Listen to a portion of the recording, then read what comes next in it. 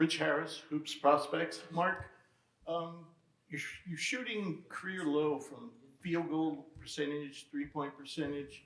Um, Overall, though, you are being more of a playmaker this year. Can you explain why your numbers have dipped, and is that a concern going as the games start ramping up and become more difficult?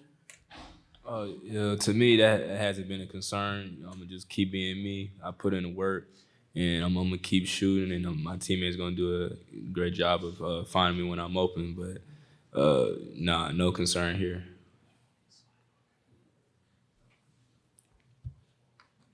Go here in the third row.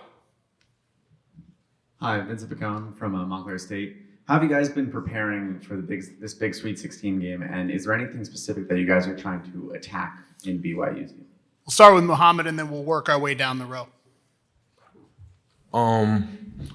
What's the first question again? You said. How are you preparing for this game? We've been, we done had a few practices so far. We've been implementing, playing fast in transition, getting a lot of the offense and defensive rebounds, and playing physical, and that's something that Oates, implemented a lot, and we've been watching a lot of film, and trying to get our legs rested, and so we could be ready to go tomorrow. Mark? Yeah, they play a lot like us, very fast paced, and it should be a very fun game. But it's gonna come down to get stops. And Aiden? Yeah, like Mark said, they play similar style offense as us, so we have to focus on defense and rebounding. Here in the second row, John? John Fanta, Fox Sports. Questions for Aiden, being a freshman here. Maybe we'll move to you guys if you guys have any stories. What Coach Oates has built is one of the best building jobs in the sport. But I know it's not easy. What do you remember about your first couple Alabama practices and adjusting to the way that you guys do things? My first Alabama practice was super fast. I had to get adjusted to the speed for sure because we play super fast and the pace. It was definitely like a shock to me. I wouldn't think we had played that fast. Mark or Mouhamed don't want to chime in at all? Okay. Go ahead.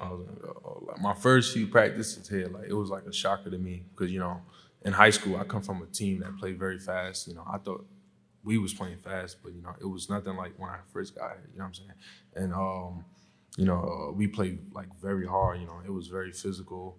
It was a lot of, talent, playing against older guys, So it was, a lot of catching up and learning I had to do when I first got here. We'll stay here with John. Was Mark faster than you? Yeah, sure. I guess then along those lines, Mark, how do you guys balance playing that fast and being under control? I said we practice it. We've been practicing since June. So we've been practicing making the reads going 100% and going fast, and now it's just making the right read. So we always play with creating advantages. So when we're playing that fast, we're gonna most likely create an advantage within 6 seconds, and then you just got to make the right read. We'll come back here in the front row. I know Aiden was, Rich Harris, Hoops Prospects. I know Aiden wasn't there last year, but you guys were. Last year, it seemed like there was a ton of talk before the tournament about your defense. And then it seemed like once the tournament started, you kind of flipped on a switch. Did it feel like that to you last year? And do you feel it happening again this year? Let's start with Mark, and then we'll go to Mouhamed. Oh yeah, for sure. I see that. I see that we're still flipping the switch, and just hearing all the big time outlets saying we're soft, we're this and that. It's definitely internal motivation, and we basically got a point to prove that we're not soft. We're tough, and just basically a point to prove on defense. Like Mark said, we got a point to prove on defense.